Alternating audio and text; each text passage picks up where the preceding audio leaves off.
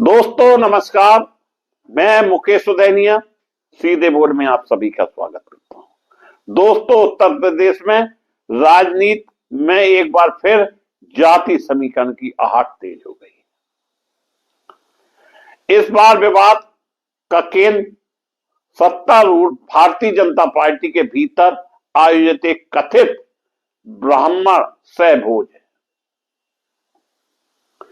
जिसने पार्टी की आंतरिक एकता, अनुशासन और आगामी राजनीतिक रणनीति पर गंभीर सवाल खड़े कर दिए। दोस्तों, क्या ब्राह्मण सहभोज सत्ता पर भारी पड़ रहा है? और इसको लेकर तरह तरह की खबरें निकल कर आ रही हैं। दोस्तों, लखनऊ में हुए इस आयोजन को लेकर न केवल पार्टी नेतृत्व सतर्क हुआ, बल्कि विपक्ष ने भी इसे भाजपा की अंदरूनी संतोष का प्रतीक बताया है। घटना लखनऊ की है दोस्तों, जहां शीतकालीन विधानसभा सत्र के दौरान भाजपा के ब्राह्मण समुदाय से जुड़े लगभग 35 से 40 विधायक और विधान परिषद सदस्य एक साथ जुटे। यहीं से सत्ता का हाजमा खराब होने लगा और पेट में मरोड़ भी उठने लगी। यह बैठक भाजपा विधायक पीएन पाठक के आवास पर आयोजित की गई थी। बाहर से इसे एक सामान्य सहभोज था या सामूहिक भोज या फिर अंदरूनी चर्चाओं की जानकारी सामने आने के बाद यह आयोजन राजनीतिक बहस के केंद्र में आ गया। सूत्रों के अनुसार दोस्तों, इस सहभोज में केवल सामाजिक संवाद तक सीमित न रहकर ब्राह्मण समुदाय से जुड़े नेताओं ने अपनी राजनीतिक और सामाजिक चिंताओं को खुलकर रखा। बैठक में कथित तौर पर यह मुद्दा उठा कि पार्टी और सरकार के भीतर ब्राह्मण समुदाय की उपेक्षा हो रही है, उन्हें अपेक्षित प्रतिनिधित्व और सम्मान नहीं मिल रहा है तथा कुछ मामलों में भेदभाव की भावना भी महसूस की जा रही है। इसके साथ ही भविष्य की राजनीतिक भूमिका और रणनीति को लेकर भी चर्चाएं हुई हैं। इस आयोजन की खबर सामने आते ही भाजपा नेतृत्व इसे गंभीरता से ले लिया है। पार्टी के प्रदेश नेतृत्व ने स्पष्ट संदेश दिया कि किसी भी प्रकार की जाति आधारित बैठक या आयोजन पार्टी को घोषित विचारधारा और अनुशासन के विरुद्ध है। दोस्तों, अब प्रदेश में ही नहीं, देश में भी हर जाति के लोग अपनी ताकत का एहसास करा रहे हैं और यह एक नया चलन चल गया है। अकेले ब्राह्मणों के लिए कहा जाए तो गलत है। नेतृत्व ने यह भी संदेश दिया कि इस तरह के कार्यक्रम यदि दोहराए गए तो उन्हें अनुशासनहीनता की श्रेणी में माना जा सकता है। पार्टी का आधिकारिक रुख यह रहा कि भाजपा समाज की जोड़ने की राजनीति करती है, ना कि किसी एक वर्ग या जात के आधार पर ध्रुवीकरण की। राजनीतिक दृष्टि से यह मामला इसलिए भी महत्वपूर्ण माना जा रहा है क्योंकि उत्तर प्रदेश में जाति संतुलन चुनावी राजनीति का अहम आधार रहा है।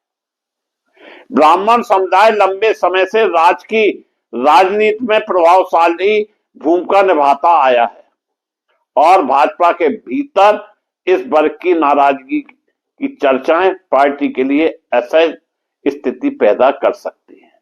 ऐसे समय में जब भविष्य के चुनाव की तैयारी धीरे धीरे आकार ले रही है और 2027 पास आ रहा है, यह विवाद नेतृत्व के लिए एक चेतावनी के रूप में देखा जा रहा है। विपक्षी दलों ने इस सहभोज को भाजपा के भीतर बढ़ते असंतोष का संकेत बताया। विपक्ष का दावा है कि यह आयोजन दिखाता है कि पार्टी के अंदर सब कुछ ठीक नहीं और अलग अलग सामाजिक समूह अपनी पहचान और हिस्सेदारी को लेकर असंतुष्ट है।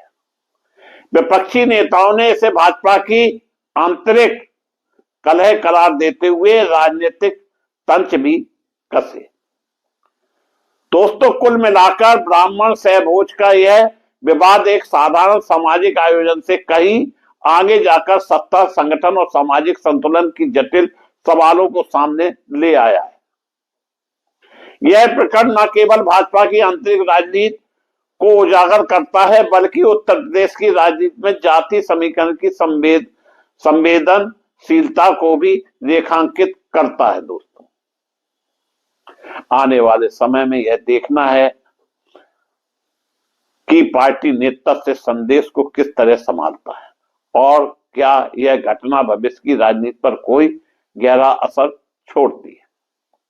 मामले को बढ़ता देख खुद उप मुख्यमंत्री केशव प्रसाद मौर्य को स्पष्टीकरण देने के लिए सामने आना पड़ा। उन्होंने बताया कि ये सभी विधायक शीतकालीन सत्र के चलते लखनऊ में ही थे, तब भी विधायक विधानसभा सत्र के लिए यहाँ आते हैं तो एक दूसरे से मैत्रीपूर्ण मुलाकात करते हैं। ऐसे में इसे केवल ब्राह्मण या किसी अन्य समुदाय या किसी जात के दृष्टिकोण से नहीं देखना चाहिए। इधर मेजबान और कुशीनगर से विधायक पीएन पाठक ने भी मौर्य के कथन का समर्थन किया। पाठक ने कहा कि यह एक साधारण सामुदायिक रात्रि भोज था। सभी विधायक लिट्टी चोखा खाना चाह रहे थे, इसलिए मैंने उन्हें आमंत्रित किया।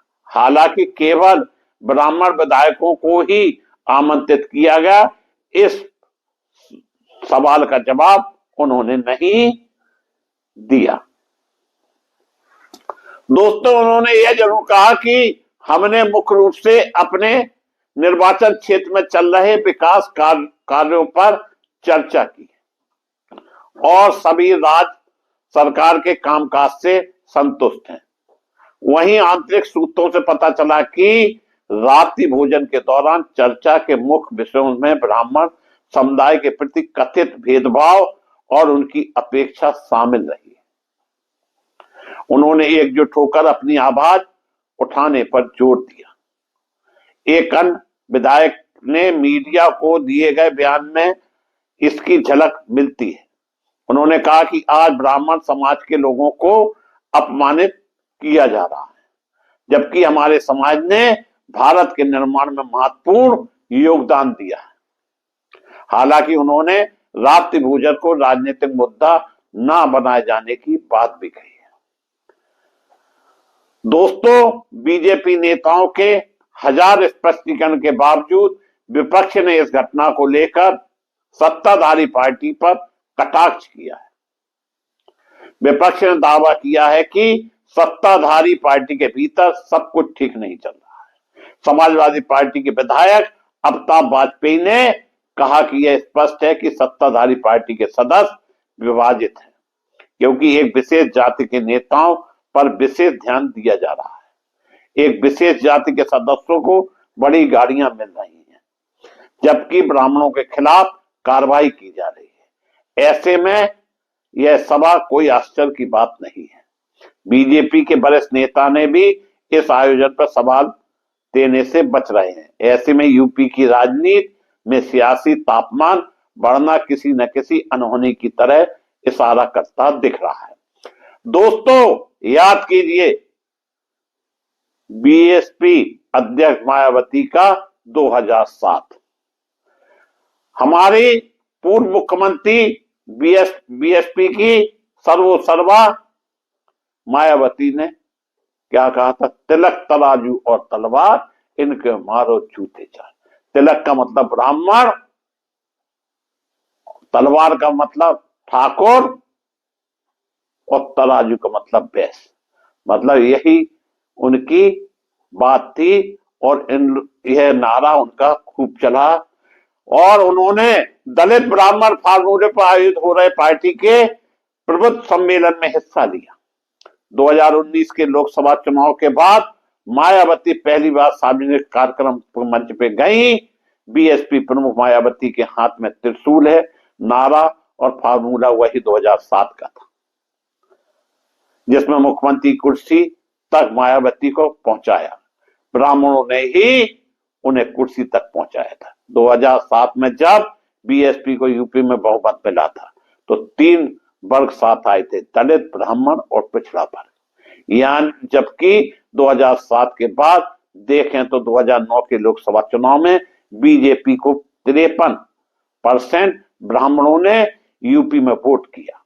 2014 में 72% ब्राह्मणों का समर्थन बीजेपी को मिला। 2017 के विधानसभा चुनाव में भी 80% ब्राह्मण वोट बीजेपी के हाथ आया। 2019 का दावा है कि ब्राह्मण वोट बैंक 82% हिस्सा बीजेपी के खाते में गया।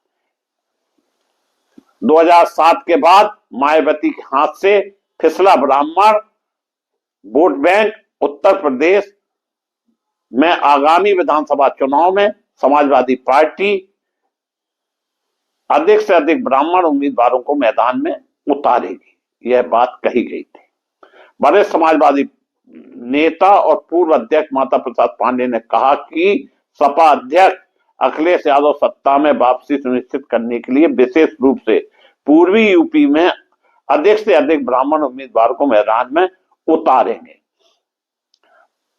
पांडे रविवार को अंबेडकर नगर के कठेरी विधानसभा क्षेत्र में पार्टी द्वारा आयोजित ब्राह्मण सम्मेलन में बोल रहे थे। उन्होंने संवाददाताओं से कहा कि वर्तमान भाजपा सरकार द्वारा ब्राह्मणों को सताया जा रहा है और समुदाय में गुस्सा साफ है। ब्राह्मण जिनकी आबादी 13% है उत्तर प्रदेश में, को इस बार टिकट का हिस्सा मिलेगा, यह सपा का इशारा है। उन्होंने कहा कि ब्राह्मण आत्मनिर्भर है और सरकार से लाभ नहीं चाहते हैं।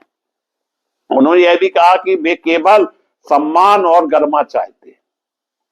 सम्मेलन में भाग लेने वाले यूपी के 20 जिलों के अधिकांश ब्राह्मण नेताओं ने पूर्व अध्यक्ष के विचारों का समर्थन किया और भाजपा सरकार की जन विरोधी नीतियों के खिलाफ धर्म युद्ध की घोषणा समाजवादी पार्टी मायावती के सोशल इंजीनियरिंग फार्मूलों को दोहराने की कोशिश कर रही थी या नहीं, इस सवाल से बचते हुए सपा उपाध्यक्ष जयशंकर पांडे ने कहा था कि प्रत्येक जिले में समाजवादी पार्टी के टिकट पर 1 या 2 ब्राह्मण मैदान में होंगे। यूपी के मुख्यमंत्रियों के 2 कार्यकाल हैं। पहला ब्राह्मण काल 1946 से 1989 तक, यानी 39 साल। इसमें कुल 6 ब्राह्मण सीएम बने और 20 साल तक यूपी को चलाया। दूसरा ब्राह्मण शून्यकाल 1989 से 2021, यानी 31 साल, इसमें एक भी ब्राह्मण सीएम नहीं बनाया गया है। दोस्तों, इस समय प्रदेश में जो राजनीति में जाति को लेकर उबाल आया है, निश्चित तौर पर चुनाव देखते हुए इसमें सभी पार्टियां सक्रिय हो गई और कहीं ना कहीं यह भोज वह संकेत देता है कि ब्राह्मण कमजोर नहीं है और अगर ब्राह्मण पार्टी खड़ी कर सकता है तो ब्राह्मण पार्टी को बर्बाद भी कर सकता है। देखना यह है कि ब्राह्मण एकजुट होकर किस ओर अपना रुझान करेगा। मैं मुकेश उदैनिया पुनः आप सभी को धन्यवाद देता हुआ अपनी बात समाप्त करता हूं।